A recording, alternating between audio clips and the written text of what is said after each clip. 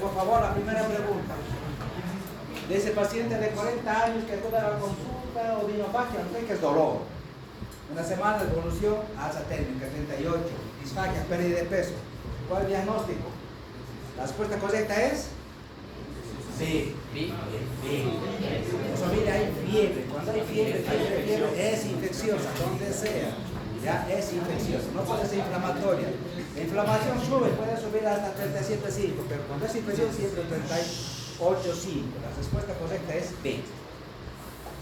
Paciente, viejo adulto, 67 años, que cursa con disfagia, certificación y halitos, tiene septo, divertículo de septo. ¿Ya?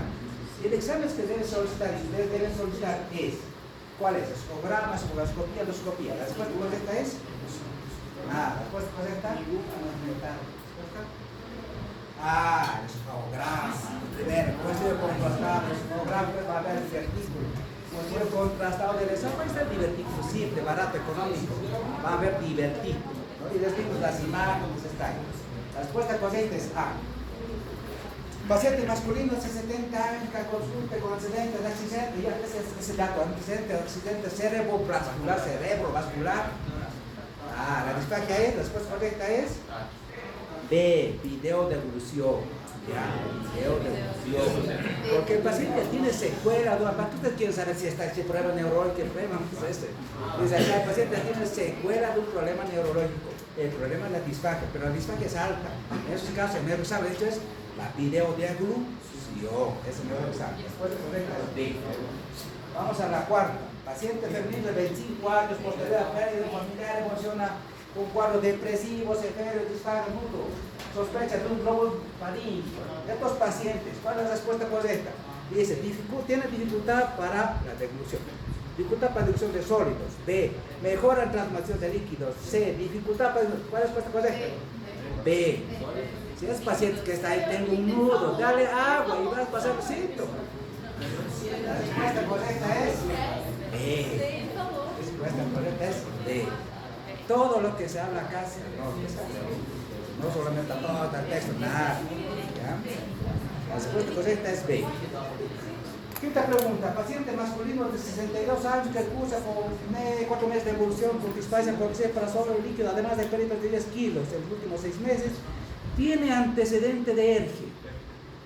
La complicación frecuente del ERGE es, vamos a ver enseguida, la estenosis péptica. La correcta es la C. La respuesta correcta es la C. Vamos a la sexta. Paciente femenino de 40 años que acude a la consulta, ingesta accidental de alquiler, ¿no?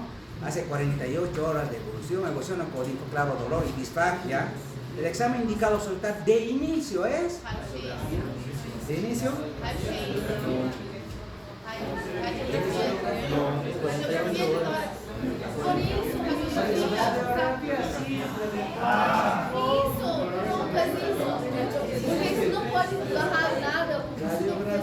Pero doctor, si ha pasado 48 horas. De enero, el examen. A ver, es un examen radiopaco, es un cuerpo físico, ustedes lo pueden ver. ¿Y qué les he dicho? Nosotros hacemos seguimiento de la moneda de alfileres que vaya para el 24, 48, 70 hasta que los expulsen. Raras veces hay complicaciones, raras veces. Entonces no va a estar, además han pasado 48 horas para que las veas porque no. Además dice de inicio.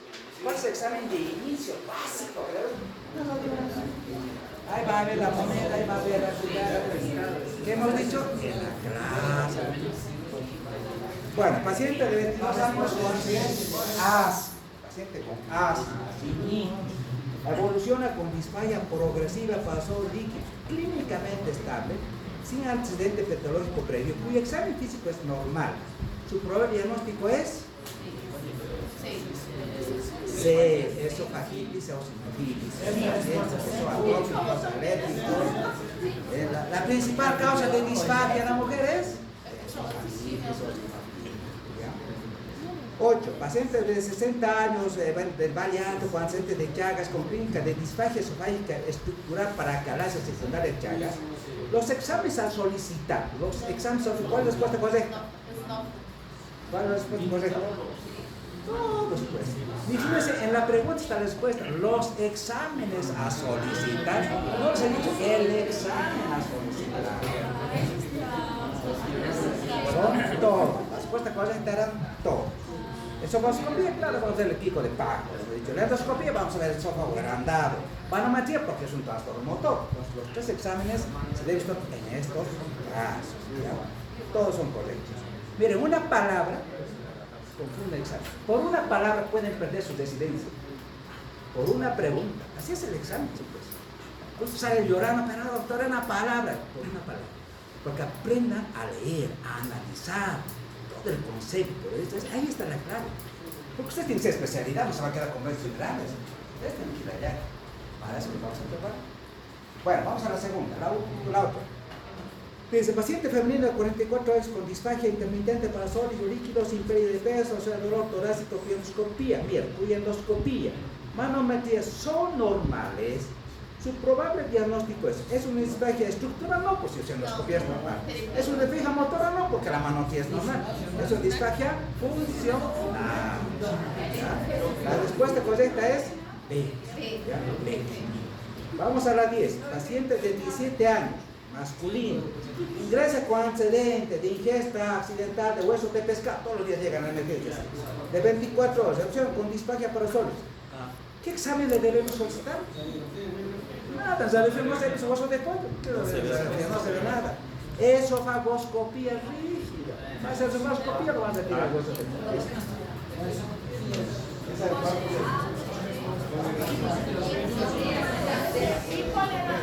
¿Cuál era la La respuesta correcta es esofagoscopía. La A. No, A. No, la B. La B. La B. Esofagoscopía rígida. La B. La 10 es la B.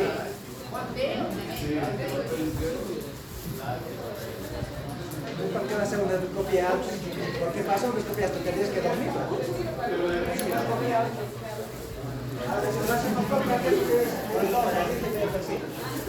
Bueno, atiendan por favor, silencio. Ya, se relájense tranquilos, ya hemos el examen.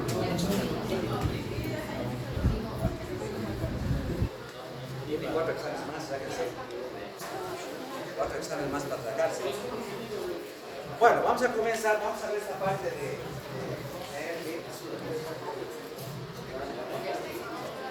por favor, acostumbres a tomar notas, apuntes.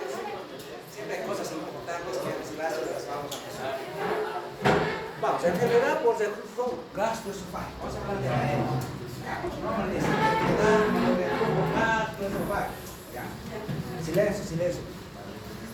Cuando hablamos por enfermedad, dice, a ver, ¿qué es el concepto? Este concepto de enfermedad. No sé.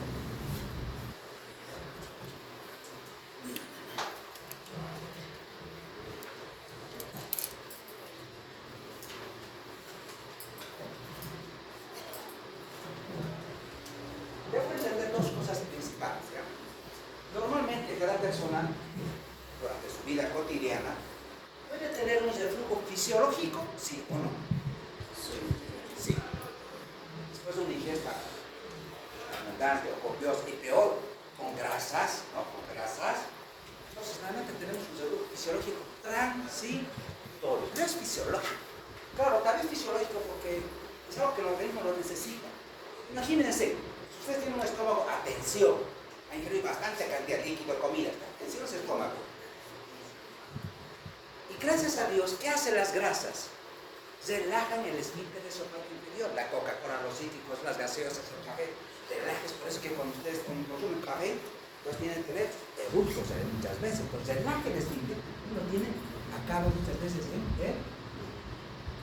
Pero durante ese tiempo se produce una relajación transitoria del esfínter esofágico inferior, probablemente ocasionado por los alimentos que ustedes han comido.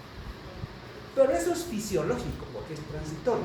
Lo que vamos a ver nosotros es un reflujo patológico. Pero este reflujo ocasiona signos y síntomas que afectan la calidad de vida de la persona. Por eso es enfermedad. Porque si no afectara la calidad de vida, no se consideraría enfermedad. Pero hay una base. Esta enfermedad, o reflujo, porque para que haya un reflujo, estamos hablando de un reflujo crónico, tiene que haber ¿qué? Un común denominador. Incompetencia del esfínter esofágico inferior. Eso es la base. Si el esfínter es competente, nunca va a haber reflujo.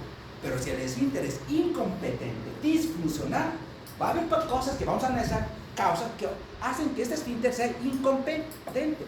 Fisiológicamente, nosotros sabemos que el esfínter tiene una presión de contracción. ¿Cuál es la fuerza de contracción de ese esfínter? ¿Cuál es la de contracción? Eso, de 10 a 30 metros. No se olvide que durante la progresión del bolo, ¿no? Hay una relajación receptiva, se dice el esfínter. Se relaja el esfínter gracias al efecto parasimpático, gracias a la liberación y lo va a relajar. Se relaja e inmediatamente pasa por el bolo, se contrae. Se contrae por una fuerza de 10 a 30, en general 20. Por lo tanto, esto evita el pues, esta enfermedad se caracteriza por reflujo, ¿ya? ¿Cómo vas a tener un esfínter incompetente? Ocasiona síntomas. Muchas veces ocasiona daño de la mucosa, que vamos a ver los síntomas con daño o reflujo sin daño de la mucosa. Lo vamos a ver más adelante, de que hablamos de eje erosivo y eje no erosivo, ¿ya? Bueno, entonces, esa enfermedad, porque afecta la calidad de vida, la base, nosotros tenemos que entender y vamos a ahondar más, es un esfínter incompetente, es un esfínter disfuncional. Entonces, para ver, yo tengo que analizar esto. Tengo que saber de qué consta la barrera antirreflujo, ¿no? O sea, qué cosas evitan el reflujo. Los principales de los componentes de la barrera antirreflujo, por ejemplo, los componentes, ¿cuáles serían? Primero es el músculo, el esfínter esofágico o caries. ¿Qué es el caries? ¿Qué es el esfínter esofágico? ¿Cuál es el concepto? Es músculo liso, ¿ya? Ese músculo liso, 2 a 3 centímetros antes de su unión al esófago, ese es el esfínter. Actúa como esfínter, como válvula, ¿ya? Solo es músculo liso, 2 a 3 centímetros antes de su llegada al estómago. Ese músculo liso del esófago, que se está uniendo al estómago, va a actuar como un esfínter. Entonces es músculo liso, ¿ya? Entonces, ese es el concepto, ese es el músculo liso 2 centímetros antes de su unión al estómago. Esfínter esofágico inferior o caries. Entonces, ese es el principal componente, pero es el más importante. Porque este se contrae, se relaja, se contrae, se relaja. Este tiene una fuerza de contracción. Ahí es donde vamos a trabajar más. ¿Qué pasa con este músculo? ¿Qué cosa lo contrae? ¿Qué cosa lo relaja? ¿Ya? ¿Por qué se relaja? ¿Por qué se hace incompetente? ¿Por qué se hace disfuncional? ¿Por qué esa es la causa de que haga reflujo? Si este instinto fuera competente, no es reflujo. Entonces vamos a ver. El principal componente, el esfínter. El segundo componente, la fibra diafragmática, el diafragma, los pilares del diafragma. El segundo componente. El tercer componente, los ligamentos freno esofágico. Miren, el diafragma está unido al esófago a través de estos ligamentos. Los ligamentos freno esofágico. Es el tercer componente. El cuarto componente es de ángulo de Gis, que forma el esófago y el fondo de el estilo. Entonces, esta es la barrera anatómica normal que se fluye. Si es anatómicamente, por ejemplo, hay una alteración estructural que altera esta barrera. ¿Cuál sería? La hernia de hiato. No se olviden que el esófago entra a través de un orificio. En el diafragma, este orificio se llama orificio esofágico, el hiato esofágico. Por ahí ingresa y se continúa con el estómago, ¿ya? Pero muchas veces, mire, el esófago está ingresando, se está uniendo al estómago, pero está fijo por quién? Por los ligamentos. Los ligamentos lo sostienen. ¿Qué pasa cuando hay una hernia de hiato? Puede ser por deslizamiento, parte del estómago, por ejemplo, el hiato 1, se desplaza por el hiato, por este orificio, hacia cavidad torácica. Se desplaza, lo llama por deslizamiento. Y esa es la principal causa estructural de hernia, el hiato. La hernia de hiato tipo 1 por deslizamiento. Si les preguntara, por ejemplo, de las 4 tipos de hernia, la principal causa de alteración estructural es la hernia de hiato. ¿Cuál? ¿La 1, la 2, la 3, la 4? La 1. Porque hay por deslizamiento, hay para esofágico, vamos a ver. Pero es la 1, la tipo 1. ¿Ya? Entonces es la principal alteración estructural. Después vamos a ver que este esfínter, hay muchas causas que relajan el esfínter, es lo que se llama relajaciones transitorias del esfínter esofágico y que, pues vamos a ver. Fisiológicamente hay esta relación, pero transito. Pero esa es la basera. Normalmente entre el esófago, ¿ya?, y el estómago tiene que haber un equilibrio. Hay un equilibrio. ¿Qué pasa, por ejemplo? ¿Cuáles son los factores defensivos del esófago? Porque este es el flujo del esófago, porque es el flujo ácido, ¿no?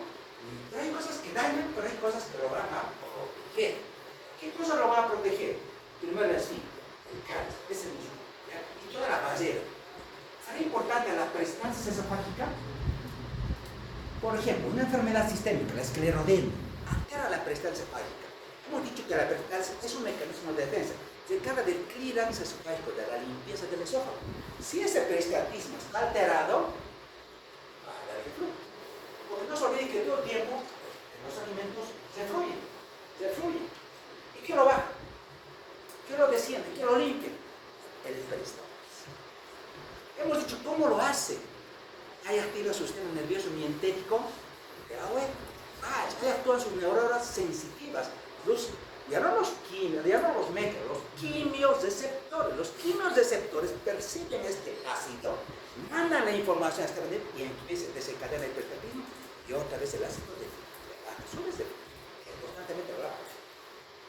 Otra cosa que ayuda será la saliva, ayudará a mantener la integridad del esófago. ¿Qué dice? Sí, ¿por qué? Por el pH, pero por el pH y lo que tiene, ¿no?, el bicarbonato que tiene la saliva. Además, cuenta la cantidad de saliva que producimos.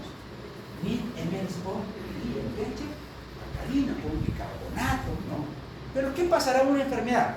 Por ejemplo, hay una enfermedad que será la enfermedad de Scheuer. Esta enfermedad ocasiona dos cosas. Ocasiona sequedad de la mucosa bucal, sequedad de los ojos. El serostalmia y el serostomía. Ese paciente no tiene saliva. Claro, entonces por efecto mecánico la saliva también arrastra pelo, ¿ya? Y la propia mucosa, no se olvide, los ojos también produce bicarbonato. Entonces, la saliva produce bicarbonato. Y además se nos mire la integridad del esófago. El esófago tiene mecanismos propios de defensa, ¿ya? Pero muchos de estos van a ser dañados con los años. Porque esta protección el tisular que tiene el esófago, tisular, el tejido depende de qué? Para funcionar bien, ¿de qué depende? De flujo sanguíneo. A mayor edad, menor flujo sanguíneo, ¿ya? A menor edad, como ustedes jóvenes, como 5%. Estos tejidos se revitalizan cada cierto tiempo, cada 5 días se va a revitalizar constantemente, ¿ya? Pero hay mecanismos de protección preepiteliales, epiteliales y posepiteliales del esófago. Los preepiteliales, ¿cuáles son? Por ejemplo, el bicarbonato de la saliva, el bicarbonato secretado por glándulas mucosas, eso va a proteger a la mucosa. Los epiteliales, ¿cuáles son? Las uniones entre las células, uniones intercelulares. Y 3, el flujo sanguíneo post que tiene que ver también con la presencia del bicarbonato en la sangre. Estos son los mecanismos de protección tisular. Miren, el peristaltismo, sí, el peristaltismo hace clíra, depura el ácido, ¿ya? Una función ácida, depuración ácida. Yo produzco 1000 ml, 1500 ml, más bicarbonato, además es alcalino, claro que me va a proteger, Entonces yo debo saber cuáles son mis mecanismos tisulares y generales también del esófago, ¿ya? Pero ahí dijimos, hay cosas que lo van a dañar. El ácido clorhídrico, la termina, los ácidos, sí, ¿ya? Eso lo va a dañar. Vamos a ver esto que es importante.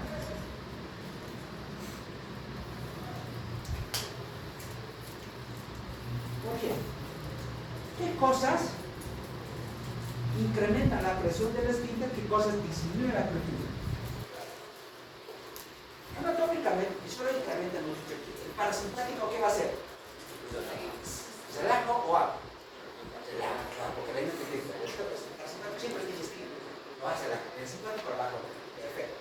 Pero bueno, hay hermanos que se relajan, sí, la gallina, los motivos están siempre lo van a relajar el esfínter superior.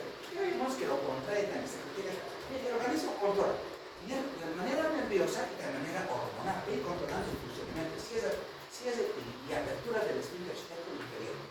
Pero hay cosas, hay alimentos que, por ejemplo, relajan. ¿qué alimentos contraen el esfínter? Las proteínas. ¿Ya? ¿Qué alimentos disminuyen la presión?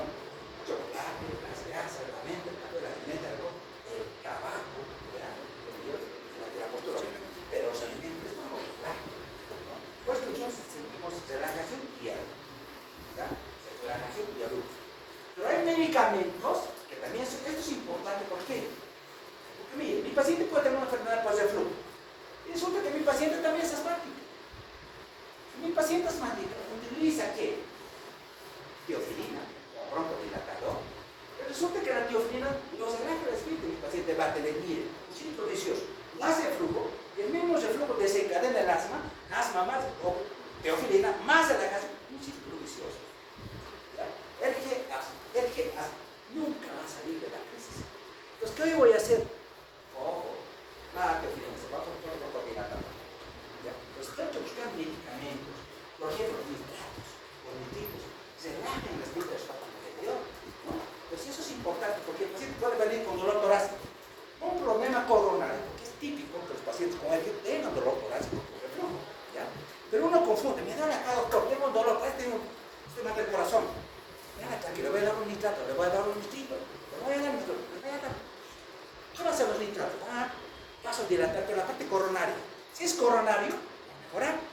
Pero si es RG, ¿qué va a pasar? Va a empeorar. ¿Por qué? Porque los nitratos relajan el esfínter subaracnoide, pues va a haber más RG. Pues va a haber más RG. Es importante que yo conozca, ¿no? Los casos antagonistas, mifepristona, todos los antihipertensivos que tienen esta línea van a relajar el esfínter subaracnoide. Por lo tanto, esto es importante en mi práctica, sí, chicos, sí. Porque yo debo preguntar ingesta de medicamentos en pacientes de la tercera edad. Todos tienen polifarmacias, tienen cardiopatías, tienen patologías. Yo debo preguntar, porque ¿cuál es el problema? El problema es encontrar el problema, la causa del problema. No tratar el síntoma, que es el problema. En este caso, el reflujo es como un síntoma. Yo debo saber qué lo está ocasionando. Porque si yo trato el problema, entonces busca la causa.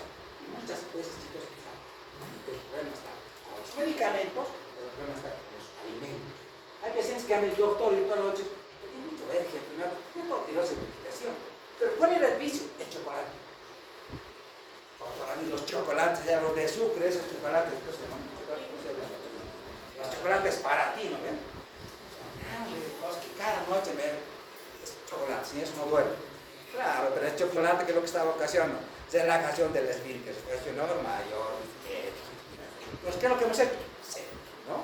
Cero chocolate, cero bebidas, cero alcohol, ¿no? Entonces, a veces es importante. Ahora, ¿qué cosas son importantes también? ¿Qué medicamentos aumentan la presión del esfínter superior? Todos los procinéticos. ¿Qué procinéticos ustedes conocen? Bueno, los procinéticos tienen tres características. Aumenta la presión del esfínter superior, provoca el vaciamiento gástrico y el vaciamiento intestinal. Entonces se llaman procinéticos, promueven el tránsito intestinal. Si es en arriba, vacían abajo. Si es en el esfínter, porque aumenta la presión del esfínter inferior, vacían el estómago y vacían el intestino delgado. ¿Qué procinéticos cumplen esa función? Primero, la metoclopramida. Todos tienen metoclopramida para el vómito. Metoclopramida, la domperidona, la cisaprida. Todos son procinéticos. Todos los días en los hospitales utilizamos, la metoclopramida está con vómito. ¿Cuál es su función? Para evitar el vómito. Cesar la presión del esfínter inferior. Entonces, estos procinéticos, ¿ya? Cisaprida, lo que hacen es cesar y ibuprofeno, como vamos a ver, seguimos. Mire, este cuadrito también es interesante. ¿Qué les parece? Pero analicen un poquito.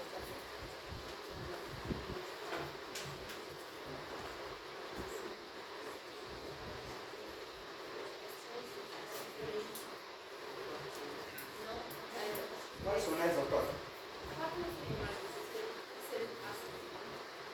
Vamos, tienen que empezar a discutir, doctor, para mí parece esto, para mí es esto.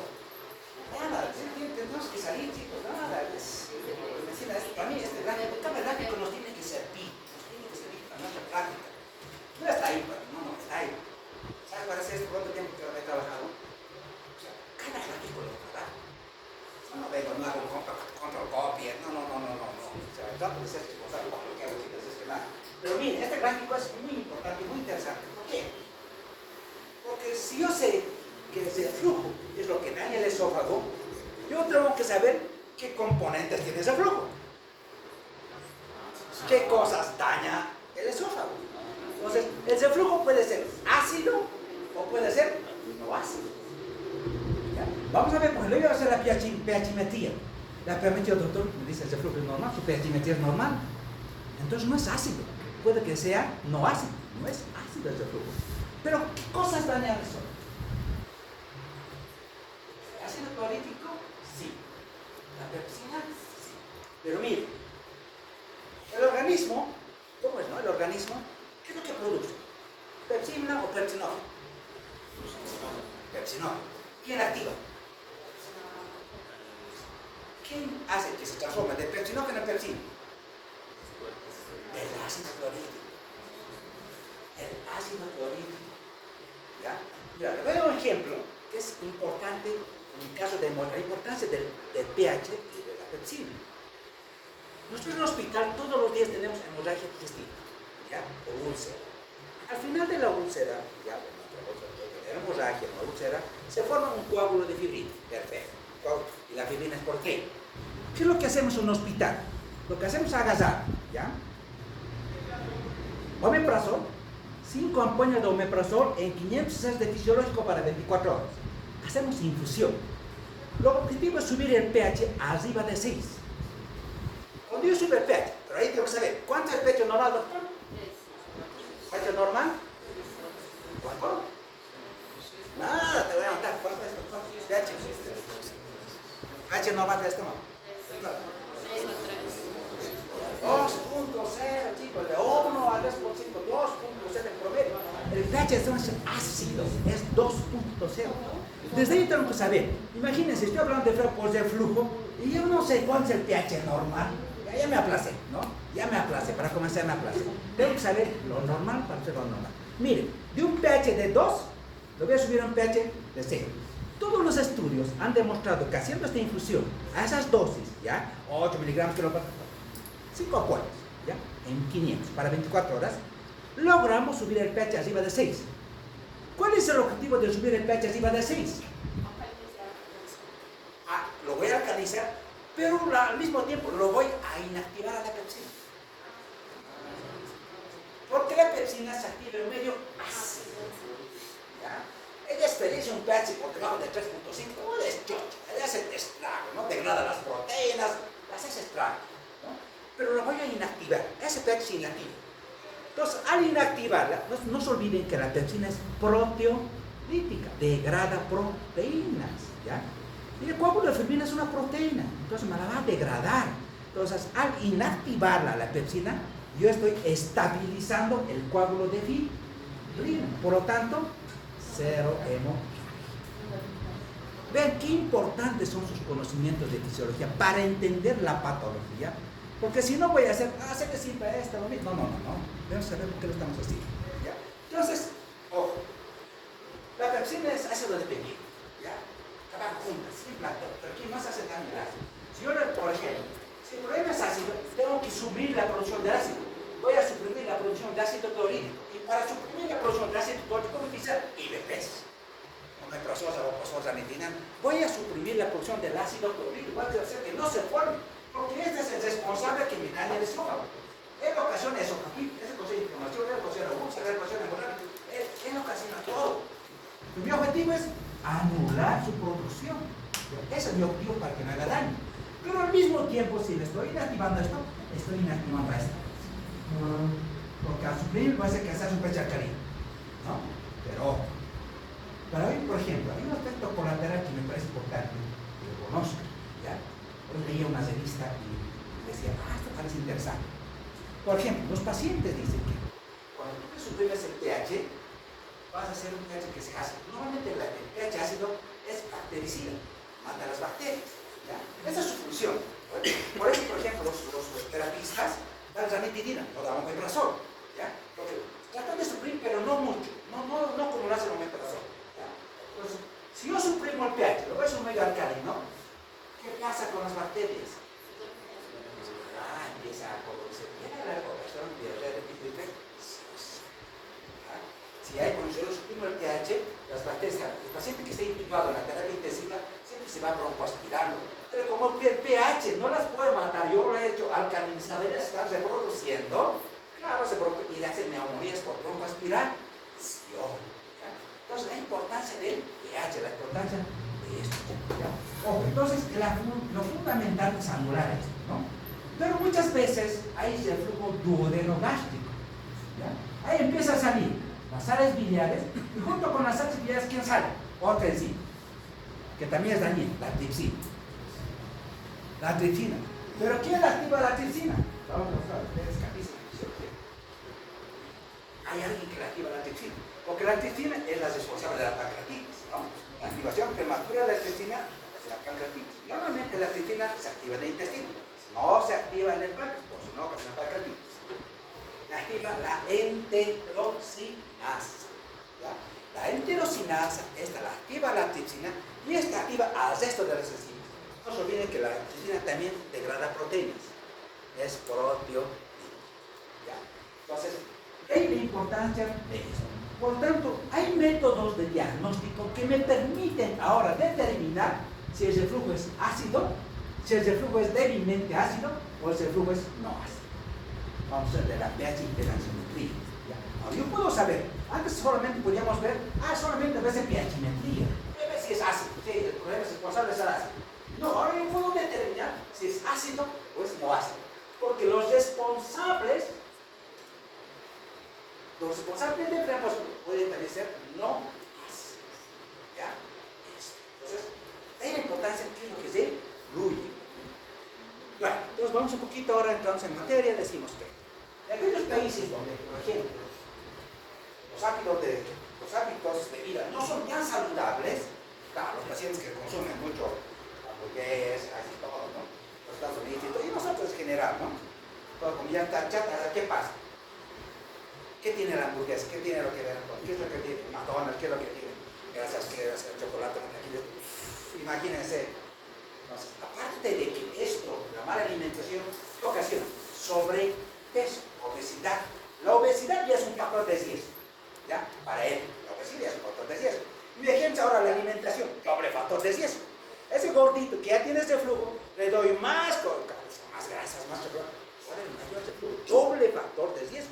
Esos países donde tienen una mala, digamos, no una alimentación saludable, el riesgo de él es altísimo. Miren, en promedio es 33% a nivel mundial, en Norteamérica 37%. Pero en Asia, ¿qué pasa con los asiáticos? Son con pura verdura, ¿no? Pura proteína, pura vegetales.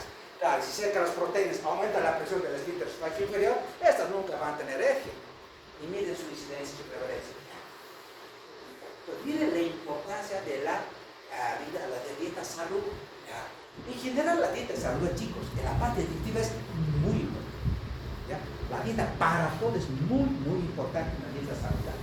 De tal manera que nosotros también estamos 23% igual que los americanos, ¿no? Quizá en Bolivia peor todavía, ¿no? Porque aquí es todo, es pollo fritos, hamburguesas. Peor los sándwiches de chola, ¿no? Son malditos. Bueno, entonces miren, los factores de riesgo. ¿Esto es importante? Sí, esto es importante, sí. ¿Por qué? Porque si yo no trato los factores de riesgo, no voy a solucionar el problema de mi paciente. ¿Ya? Miren, si mi paciente es obeso, tenga obesidad, grado 3, obesidad mórbida, ¿será suficiente darle medicamentos que prevenga ese flujo o cure sus complicaciones? No, tiene que ir a cirugía, tiene que ir a bypass, ¿ya? Tiene que ir a un bypass, debe hacer una derivación gastro y el tiempo de un bypass gastro, no es suficiente. Entonces el paciente se va a beneficiar más de eso, ¿no? Más que dolor. La experiencia paciente es un caso de cirugía. Vete un corrito, no, andate, hacete un bypass, ¿no? No se hace la manga, después vamos a ver por qué no se hace, ¿ya? Pero en general es bypass, es cirugía. Pero hay cosas, la mayor edad, obviamente, la mayor edad, también muchas cosas. No solamente el esófago ya está desprotegido, porque no tienes diferenciación, no tienes insulina, entonces ya su mecanismo también ya ha sido dañado, ¿no?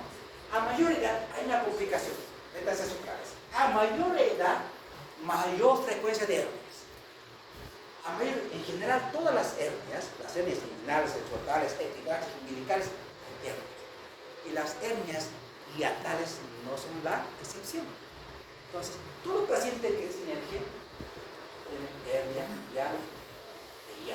ya tipo 1. Entonces vean, hacemos simple, no solamente de edad, sino hay ARs, en general de bebés, sexo masculino, sí, también. El bebé dará, claro, el acoso, es difícil, ¿no? Bueno, espero que ustedes no estén dentro de ese grupo, ¿no? ¿Hay algunos? No creo, ¿no? Bueno, aunque en medicina tenemos una fama, ¿no? Las de medicina se desestresan bien, ¿no? Que hacen unas fiestas aquí. Pero bueno, chicos, el alcohol y el cigarro es factor decisivo. Los chocolates son factor decisivo. Pero bueno, yo te voy a identificar a la hora de tratar. No solamente es el medicamento. Porque no se olviden, yo trato enfermos o enfermedades. Enfermos. El doctor no es igual a la doctora. En el caso de la doctora, su estómago no es igual que la doctora o del doctor, ni idea. Somos diferentes, mujer, hombre, entre mismos hermanos somos diferentes. Tratamos enfermos. Cada paciente tiene su particularidad, ¿ya? Sus comorbilidades. No, tratamos enfermedad. No tratamos enfermos, no enfermedad. ¿Ya? Ahora, miren este gráfico. Este gráfico bonito salió recién este año, se ha publicado en unas guías mexicanas de 2024. Este dibujito me parece muy bien. Ustedes, para entender el eje, ¿qué les parece el dibujito?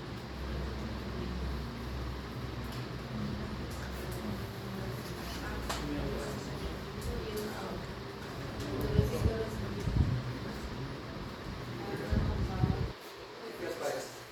Muy grueso, muy lindo, miren. Acá sí va ahí. Sí decimos, hay cosas que ahora están trabajando mucho. Y ahora les cuento que es muy frecuente, esto es la parte de la hipersensibilidad, vamos a ver ya la hipersensibilidad, hipervigilancia. Los problemas del estrés familiar, personal, social, lo que ha dejado el COVID en las familias, ha hecho que tengamos muchos problemas aquí arriba. El problema a veces está aquí arriba. El problema puede estar también acá, en el aclaramiento esofágico. Un aclaramiento esofágico ineficaz, ¿ya? Que no logra aclarar, que tiene comprometido su peristalitimo, va a tener éxito, va a tener éxito, ¿ya?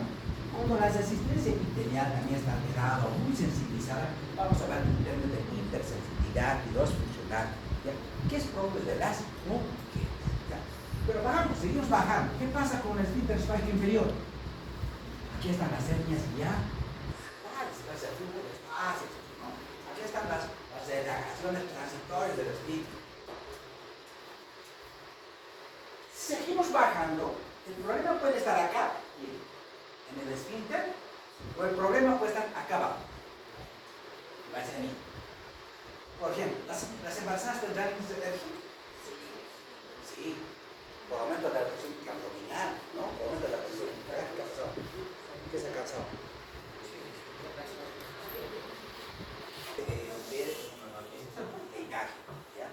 Miren, muchas veces el problema está acá. El problema a veces de vaciamiento. Por ejemplo, todos los días también los compañeros que tienen un problema con cáncer gástrico. Cáncer gástrico se localiza acá. A veces en el antro, a veces en la primera porción del modelo. ¿Qué va a hacer? Bueno, por ejemplo, el cáncer gástrico está acá. ¿Va a haber un vaciamiento gástrico normal? No. Pero este vaciamiento va a hacer que el estómago se vaya dilatando y va a hacer que el esfínter se disfuncione. Pues esto va a ocasionar. Pero el problema no está acá, el problema está acá. ¿Ya? Entonces los cánceres gástricos, las estenosis o inflamatorias o neoplásicas van a comprometer esta parte. ¿Ya? El paciente que tiene obesidad, ¿qué tiene? Aumento de la presión intragástrica porque es comenosito, come mucho, aumenta su presión, pero también aumento de la presión intraabdominal que hace que las embarazadas tienen aumento de la presión intraabdominal, también tiene reproducción, rotura del embarazo. Pero no solo el problema está acá, el problema también está acá. El paciente puede tener síntomas relacionados con el reflujo, pero al mismo tiempo el paciente puede tener síntomas relacionados con patología gástrica. Tiene llenura precoz, tiene plenitud cardíaca, se quita, vomita, pero mi paciente además tiene tiroides, tiene deshidratación, el paciente tiene otros síntomas. O a veces se superpone. No siempre viene así, no solo la patología, pero viene con otras patologías. Pero, ojo, lo decimos, mecanismos que ocasionan enfermedad por seguro, en un gran porcentaje, en el 70%, quizá mayor, tiene que ver con la incompetencia del esfínter esofágico inferior. ¿Qué hace que hace este esfínter ser incompetente? ¿Qué hace que sea disfuncional? Las relajaciones transitorias del esfínter esofágico. Si les preguntaron en cualquier examen ustedes, la principal causa, el principal mecanismo de enfermedad por seguro tiene que ver con las relajaciones transitorias del esfínter esofágico inferior. Esa es la principal causa. ¿Ya? Ahora, dice, un esófago, un esfínter hipotensivo. Claro. Y yo sé cuánto es la presión normal del esfínter. De 10 a 30. ¿Y cuánto es hipotensivo? Entonces ya sabe. Entonces, un esfínter hipotensivo, pues menor de eso también predispone a relajación, a incompetencia. ¿Qué más lo hace incompetente? La hernia. Colapsa. ¿Pero qué tipo de hernia? Tipo 1. Pregunta del examen. ¿Qué tipo de hernia hace incompetente? La hernia tipo por deslizamiento o tipo 1. Listo. El problema puede estar a este nivel. El problema puede estar en el esófago con la depuración. Acá vamos a más de hipersensibilidad. El problema puede estar con el vaciamiento gástrico. El problema está muy alto. Hay otro gráfico, miren, bonito también que ilustra esto para que ustedes puedan entender. ¿Qué les parece? Que también nos ayuda a entender dónde está el problema. Yo tengo que entender dónde está el problema para poder solucionar el problema de la enfermedad del paciente, ¿no? ¿Dónde está el problema? ¿Será que el problema está arriba? No. Siempre digo, ¿no? Paciente que está en mi consulta con una mujer joven de 24 años, ya me tengo que presionar, ¿no? Es difícil, porque son mucho corazón, ¿no? Mucho corazón, mucho sentimiento, mucho corazón. Le mete algo, es difícil sacarse, ¿no? Difícil sacarse. Hay una patología que se llama la pirosis funcional, ¿no?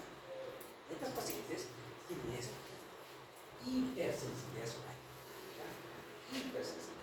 Es decir, conocen ácido que es de fluir, no sensibiliza, de tal manera que ellos tienen esto. Y para hiperalés, ¿qué significa? Una reacción extrema que nosotros normalmente no la sentimos, pero estos pacientes, esta paciente sí, ¿ya? Tienen una reacción exagerada al dolor, ese es el flujo, una manifestación muy importante, ¿no? Tienen anodina, dolores que para nosotros no son dolorosos, pero para ellas sí, ¿ya? Tienen hipervigilancia, todo el tiempo están alertas, todo el tiempo me duele, tengo así. Pirosis funcional. Claro, pero para llegar a ese diagnóstico tengo que haber descartado todo esto. ¿No? Tengo que descartar todo, que no te sea problema de que no sea problema acá, que no sea un trastorno motor. Voy a ver dónde está el problema, ¿no? Y al final, acabo. ¿Qué es frecuente en las mujeres? La pirosis funcional, hipersensibilidad. Y ahí donde entra un poquito de esto, ¿no? No erosión, pero relacionado con eso. Bueno, entonces miren, podemos hacer placeamiento. Vamos a ver cómo se hace el diagnóstico, ¿no? Voy a lanzar los síntomas, puede ser la prueba de endoscopía y la manometría. Los síntomas. Yo como médico, chicos, ay caramba, se ve muy adelante.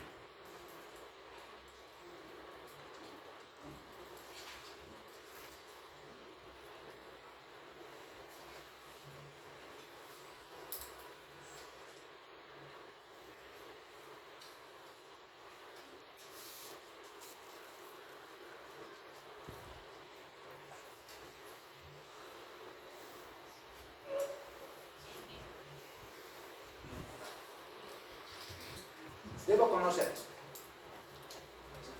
qué es pirosis, qué es dermatitis. Son los síntomas capitales. Si yo no sé esto, la definición, ya me perdí. No sé, ¿de qué me estará hablando el doctor? ¿No? La hernia se caracteriza por dos cosas. Pirosis. Pero doctor, ¿qué es pirosis? ¿Qué se refiere? ¿Será lo mismo? No es lo mismo. No es lo mismo hablar de odinofagia que de disfagia. No, imposible, no puedo equivocarme. Ahí ya me abracé, no puedo equivocar. Porque cada uno traduce algo. Cada uno significa algo. Y es lo mismo. Pirosis. ¿Qué es y qué traduce? La pirosis es una sensación de ardor, dolor, retroesternal, ¿ya? Que te va a estar ¿qué traduce? Lesión de la mucosa. Lesión de la mucosa. doctor, bueno, tengo acidez, tengo adrenalina, tengo dolor acá, que me suba hasta acá para la garganta, ahí ya tiene cirrosis. Perfecto, ¿no? Regurgitación. Ahí es el tono de la comida. Sin esfuerzo, ojo, más que la boca. Sí, doctor, es bueno, constantemente estoy volviendo. Claro, ¿qué traduce? Incompetencia del speaker. Cada uno significa algo. ¿Ya? El paciente tiene un dolor torácico. Es el que se confunde mucho con síndrome coronario. Uno de los diagnósticos diferenciales de un problema coronario es la enfermedad por reflujo. Es la enfermedad por reflujo, porque da un dolor típico. Claro, se fluye. ¿Qué hace el organismo? Peristalsis. Y el paciente siente como dolor. Son los síntomas capitales. Pero ojo, yo tengo que estar atento a otros síntomas. Si mi paciente dice, además, por ejemplo, si mi paciente tuviera, digamos, espirosis, tiene regurgitación, tiene dolor, pero además tiene odinofagia, hay lesión de la mucosa. Si mi paciente además tiene disfagia, tiene estenosis. Si mi paciente además tiene llenura, plenitud, tiene problemas de envejecimiento. O sea, los síntomas me van a orientar dónde está el problema. Ahí está la clave, ahí es donde ustedes tienen que trabajar. ¿Ya? No es aprender esto de memoria para el examen. Sí, de memoria. Pero, ¿qué es? ¿Para qué sirve? ¿Qué te está indicando? Ahí es donde ustedes tienen que llegar. No aprender esto de memoria, no me interesa. Entonces, ¿qué? Sí, si caíste por pirosis, ya probé, doctor, el examen, listo. No, mañana pasado te olvidaste. No tiene sentido. No tiene sentido. Yo tengo que saber cuál es el concepto, qué significa y qué me está indicando. Cada síntoma traduce algo. De hecho, disfagia, estenosis.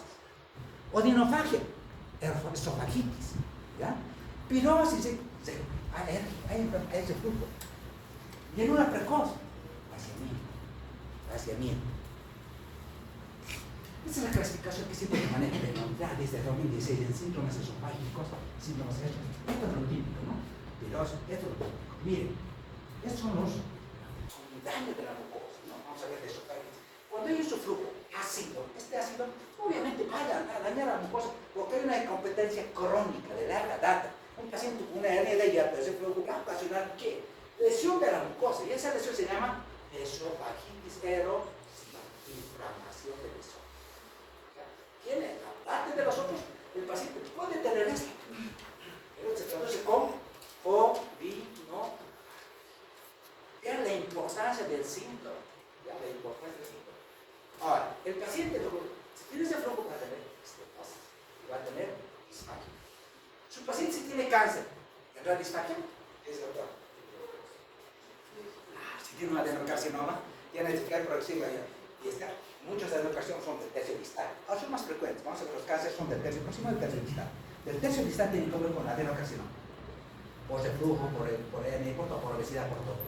Claro, lo dicho, la disfagia con trastorno estructural, hay un tumor que está creciendo en la parte distal, me está obstruyendo, ¿no?, la parte distal del esófago. Claro que va a ocasionar, ¿no ven? Ocasiona disfagia. ¿Ya? Ahora, estos otros síntomas, por ejemplo, su paciente puede no venir por esto, pero puede venir por esto. Ayer me llaman, a ver, por ejemplo, ahí está.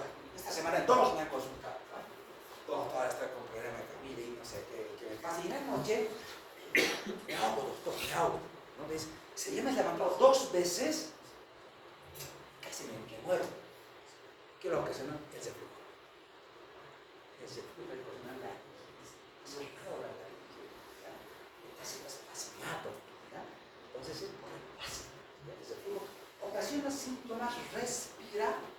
En este caso puede ocasionar meningitis, aguda, por reflujo. El paciente tiene por tos crónica, todo está tosiendo, algo así, ¿no? El problema no es el pulmón, el problema está en el reflujo, el problema está en el esófago. Si tu paciente tiene crisis asmáticas a repetición, el problema está en el reflujo, chicos, ¿no? Pero corten el círculo vicioso, no le den que fríen, corten el círculo vicioso, ¿no? Hay que cortar. Si tu paciente tiene erosión de tal, muchos pacientes vienen con síntomas respiratorios. Por eso que esta mañana en la consulta con los chicos, digo, en la práctica usted tiene que identificar síntomas primarios y síntomas secundarios. ¿Cuáles son los síntomas primarios? Los que han motivado su internación. El paciente viene con un síntoma principal. Yo debo saber identificar cuál es el síntoma principal. Si no, me voy a perder. Si no, voy a pedir todos los exámenes y le voy a hacer gastar dinero a mi paciente. ¿Qué motivó su internación? ¿Cuál es su síntoma principal? Lo voy a basar en eso. Por ejemplo, si mi paciente vino por pérdida de peso, ¿qué pasó? Por ahí enflaquecido. ¿Qué otros síntomas tiene? Pérdida de peso con síntomas digestivos, voy de la parte digestiva. Pérdida de peso sin síntomas digestivos, voy a buscar otras causas. Hipertiroidismo, VIH, diabetes, parasitosis, voy a estudiar. Pero me voy a hablar de un síntoma principal. ¿Es digestivo? Es digestivo. Si me dice, doctor, es digestivo, síntomas digestivos, a esta cosa. ¿Ya? Pero ojo. Si viene con esto, yo le digo, mira, ¿no? Hay otros síntomas que estaban haciendo, no hay evidencia clara, ¿verdad? Si realmente lo que es Parkinson, no hay evidencia clara. Pero miren las lesiones. Esta es la historia natural del ERGE. Persona con ERGE. Puede ser no erosivo. Miren, hay un ERGE no erosivo y un ERGE erosivo. Un ERGE erosivo no tiene lesión de la mucosa, pero el erosivo sí. Empieza a ocasionar esófago de base, que es una superadina, que vamos a ver. Entonces la propagación evoluciona así, ¿no? Si yo no hago nada para controlar este reflujo, mi paciente puede acabar en casa. Yo debo identificar. Si es la NDF, tratar la NDF, ¿no?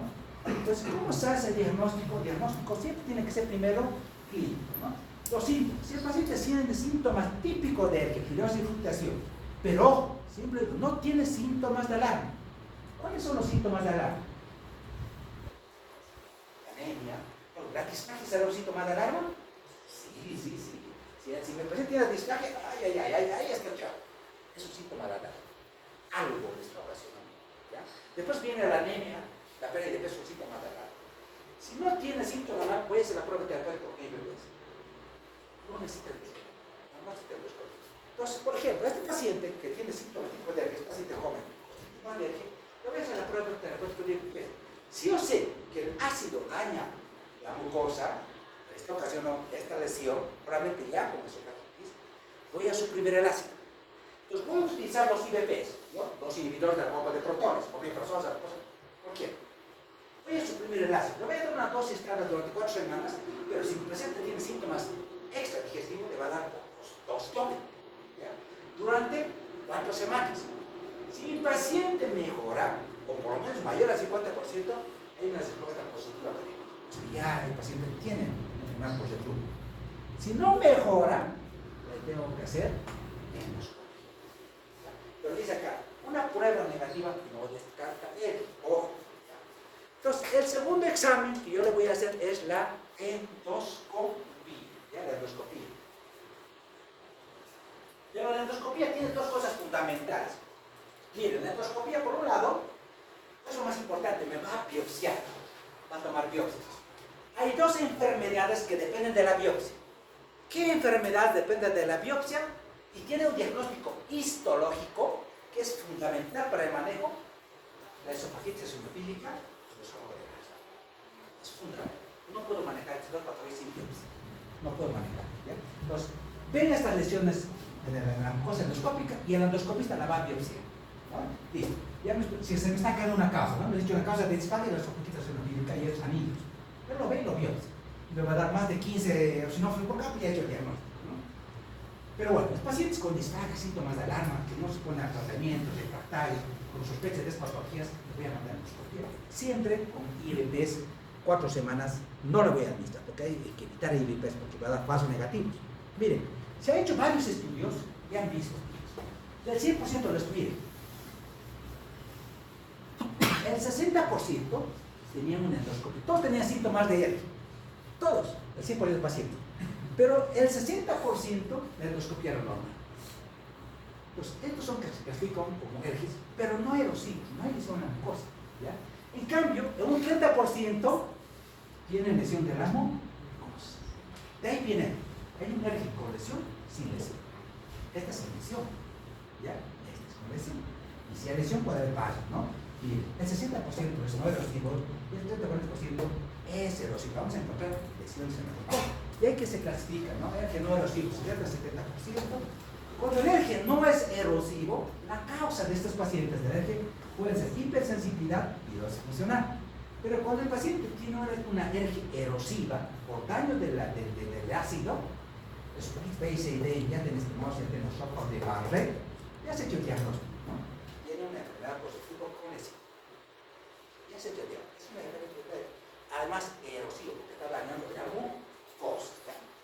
Pero la endoscopia, chicos, nada de eso. Es la cosa. Porque con la endoscopia puede ver el grado de inflamación. Vamos a ver los grados de inflamación, que son las esofagitis. A, B, C y D, la magnitud de la inflamación, me lo va a dar la endoscopia. Primera alteración, primera observación, aparte de ya, la integridad puede ver esofagitis. Y desde la B hasta la D es la grave. Otra cosa que me va a dar y aporta de manera importante es, va a evaluar complicaciones. La endoscopia me va a decir, doctor, es erosivo, tiene estenosis, tiene base, tiene adenocarcinoma, me vaya a indicar las probables causas. Pero otra cosa fundamental de la endoscopia, ¿cuál es? Me va a indicar la integridad de la vasera endoscópica. Si se pregunta en el examen, ¿ya? Una indicación, ¿no?, a favor de la endoscopia es que identifica la integridad de la vasera antes de flujo. Él ve si hay hernia de hiato o no hay hernia de hiato. Entonces, en retroversión, ¿no?, va a ir viendo, en retroversión, esta orificio cada vez se va abriendo más y más, ¿no? Y dice, van a ver, ¿hay disrupción de la vasera o no hay disrupción? Pues miren, la hernia de hiato lo podría identificar por endoscopia. Ya hemos dicho, una causa de ese flujo es la hernia de hiato. Y la endoscopia te lo va a identificar. Entonces yo tengo que saber cuáles son los beneficios de la endoscopia. Lesión de la mucosa, complicaciones, hernia de hiato.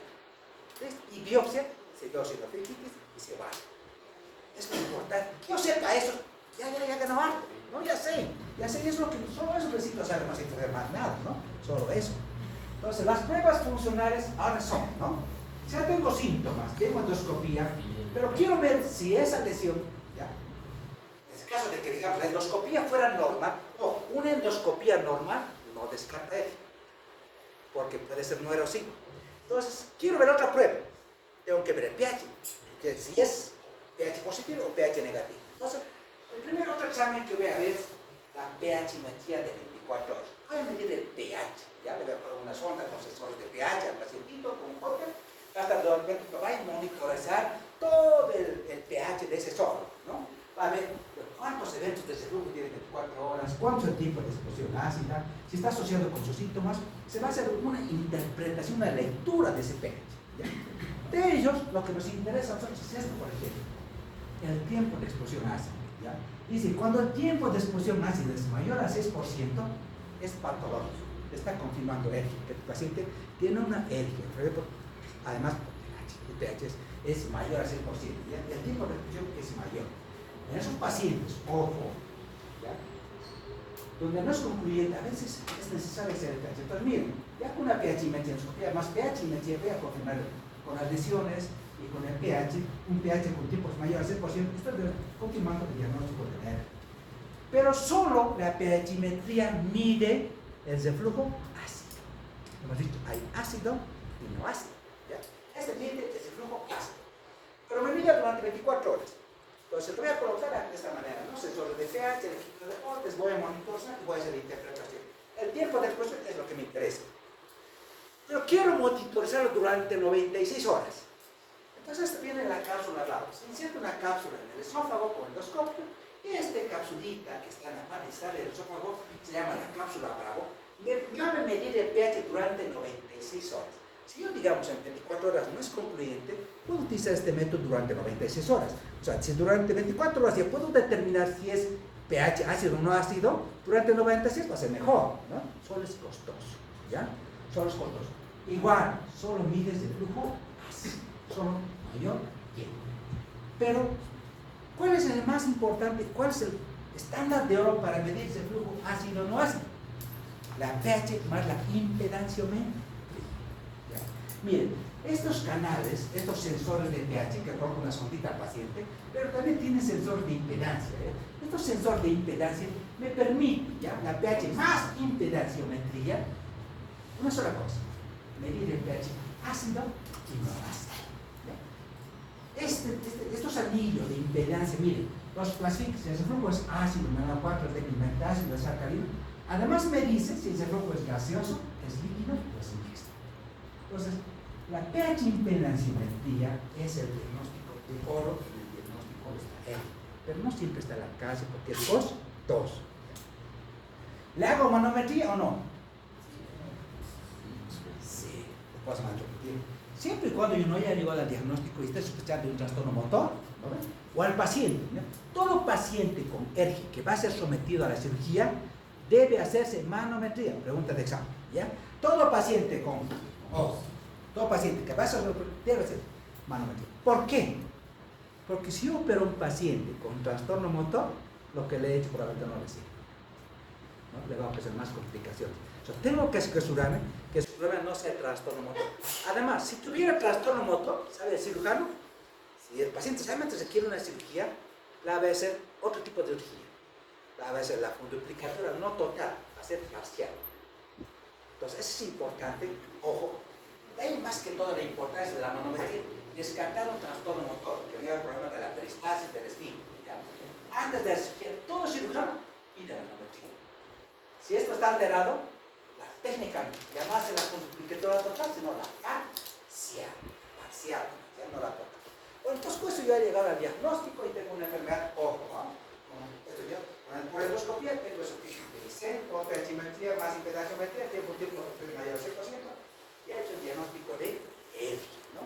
He tenido este flujograma donde yo puedo hacer diagnóstico, escoger una norma, ver bien. Si voy a poner diagnosticada, me dice ID, tiempo mayor al 100%, ya sea por pH impedanciometría, he hecho el diagnóstico de él, pero sí, eso dice las últimas guías que han salido este año, ¿no? Lo clasifican también a erosivo, no erosivo, y funciona. ¿Cuál es el tratamiento? ¿Qué debo hacer en el tratamiento? ¿Modificar su estilo de vida? Claro, la dieta de barbacoa. La dieta sería importante. Yo debo trabajar por los factores de sí o sí. Es lo más importante. Si he hecho café, tengo que sacar la bebida, tengo que trabajar también ahí. No solamente es medicamentoso, chicos, es también acá, bajar de peso, ¿no? Hacer que no estamos sobrepeso. Elevar la cabecera para evitar ese flujo, evitar elementos que nos relajen el fin de sueño, pero yo sí hice por caso. Hay que trabajar la parte nutricional. Lo más importante es la supresión del ácido. El ácido me daña el ácido del sufrimiento. Miren, estos pacientes, miren, estos tipos de exposición ácida que se han hecho varios estudios, estos pacientes, cuando hay erosiva, tienen una exposición ácida 100%. Pero a medida que la enfermedad va bajando, y no es pH dependiente o ácido, ¿ya? Por el ácido de la adhesión, entonces la pirosis funciona no se beneficia mucho del IBP. El perseo un poquito, pero la alergia, bueno, sí, y la erosiva, sí se beneficia del pH, ya de la supresión de ácido. ¿Qué medicamentos? Todos los que ustedes conocen. ¿Ya? Pero un medicamento que ha salido ahora, lo último, vamos a hablar algo de IBP, la importancia de dar 130, 150 de la muerte. Siempre hay que dar 30 segundos antes de la cena. Miren, esto es importante en la consideración pH, ¿ya? De los IBP.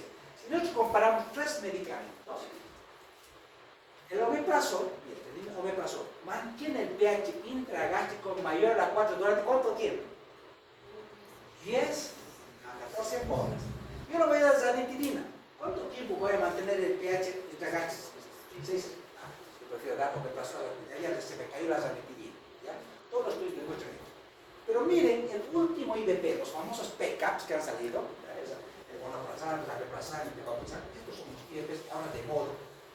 Todos los esquemas de incorporar, ya está llegando acá, ya en México, en Chile. Miren la importancia de estos IBPs. ¿Ya?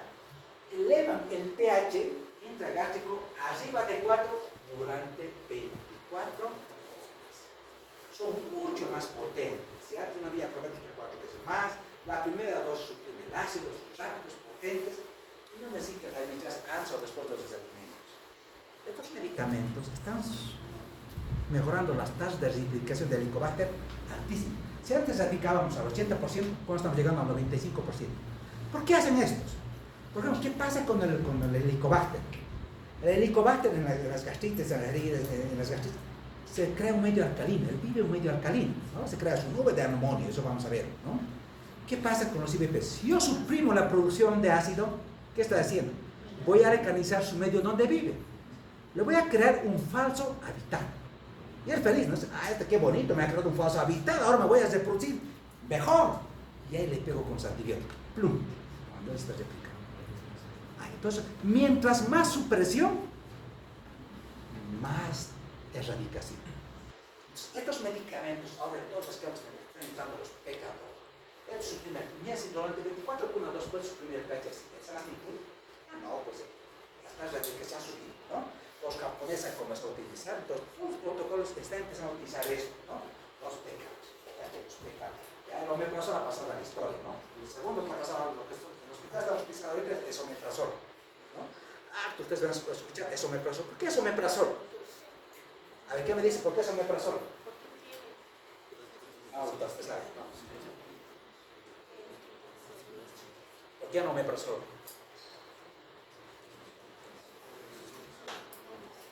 Por la potencia, por uno por la potencia del omeprazol es mayor que el omeprazol.